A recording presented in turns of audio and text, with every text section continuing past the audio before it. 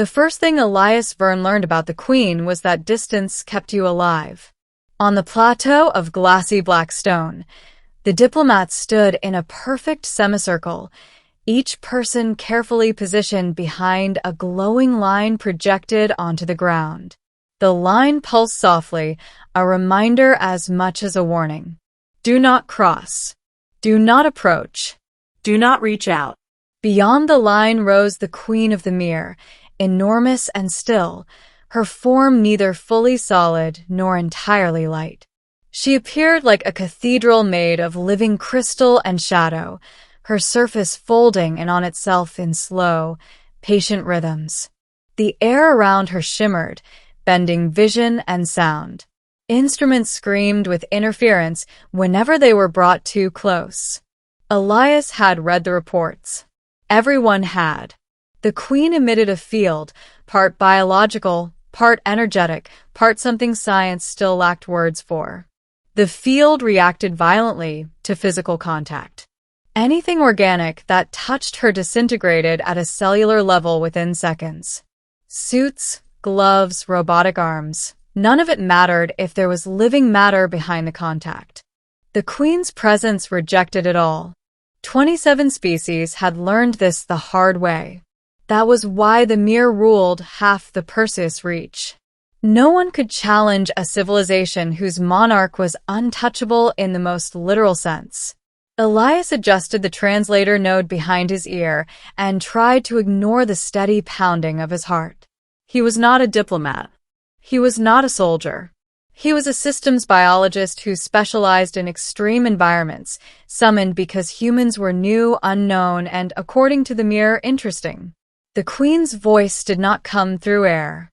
It arrived directly inside the mind, layered and resonant, like many thoughts speaking as one. Human Elias Verne, she said. You stand closer than the others. Elias glanced down. His boots were inches from the glowing line. I was told curiosity is acceptable, he replied carefully. A ripple passed through the Queen's vast form, something like amusement. Curiosity is why you still exist, she said, and why you may soon not. The middle of the crisis began long before Elias ever stood on that plateau. It began when the stars started going dark. Entire systems fell silent without warning. No explosions, no debris, no radiation spikes. Just absence. Ships sent to investigate vanished as well. The phenomenon spread in an expanding pattern, consuming space with quiet efficiency. The Mere called it the null tide. They could not stop it. For the first time in recorded galactic history, the Queen summoned outsiders not as subjects, but as collaborators. Humans, with their strange adaptability and chaotic biology, were brought into the inner councils. Elias spent weeks studying null-tide data alongside Mere savants, towering beings who communicated through light pulses and probability maps. The tide was not a weapon. It was not alive. It was more like a correction. Something in the universe was being erased. We think it targets instability, Elias said during one session, his voice echoing in the chamber. Regions with high quantum variance. Complex systems. The Mere scholars dimmed slightly, a sign of concern. That would include us, one replied. And you, Elias added softly. The Queen listened from afar, always present, always untouchable. When Elias proposed his theory, that the null tide was reacting to certain bioenergetic signatures, silence fell across the chamber. You think it's drawn to us because of her, one Mere said, light flaring nervously toward the Queen's distant silhouette. Elias did not answer right away. I think, he said finally, that the Queen's field might be the only thing that can interact with it. And I think that field is lethal to everyone because no one has ever survived synchronizing with it. The Queen's attention sharpened. Explain, she commanded. Your field, Elias said, choosing his words with care, doesn't kill because it's hostile. It kills because it's incompatible. like throwing a fragile signal into a storm. But some humans are noisy. Our cells don't sync cleanly. We adapt. A dangerous idea formed in the silence. You suggest contact, the Queen said. I suggest controlled contact, Elias replied. With me. The chamber erupted in alarm. The mirror recoiled. Even the projection lines around the Queen flared brighter, as if responding to the suggestion itself. No one survives touching the Queen, the Queen said, her voice heavy with certainty. That is not legend. It is law. Elias swallowed. Laws change, he said. Or, the universe does it for us. Preparation took days. Elias was scanned, tested, and monitored more thoroughly than any human in history. His genome was mapped down to single-base variations. What the mirror found unsettled them.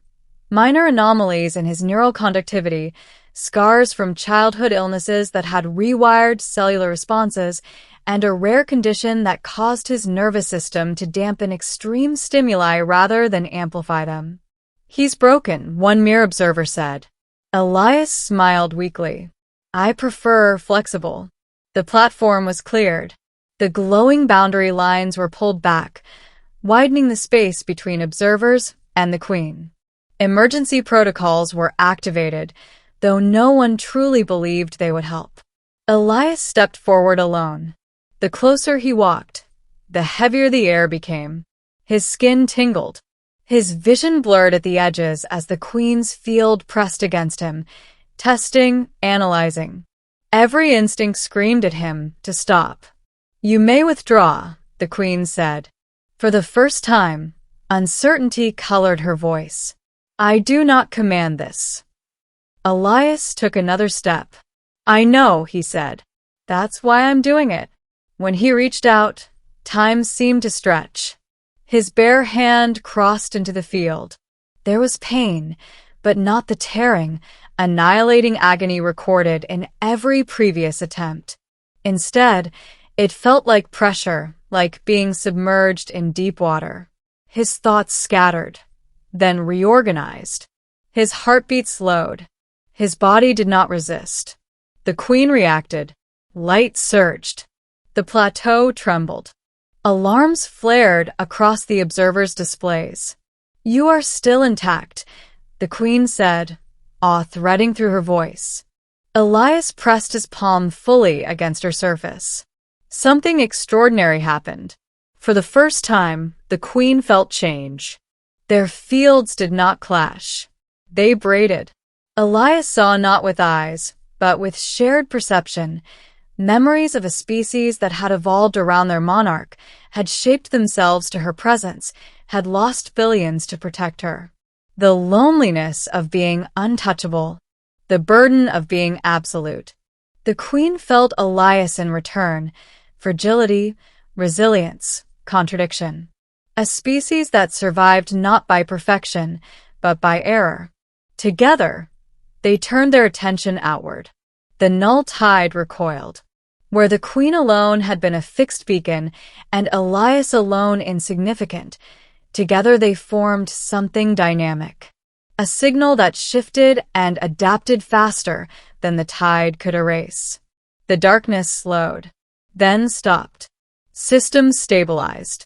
Stars returned.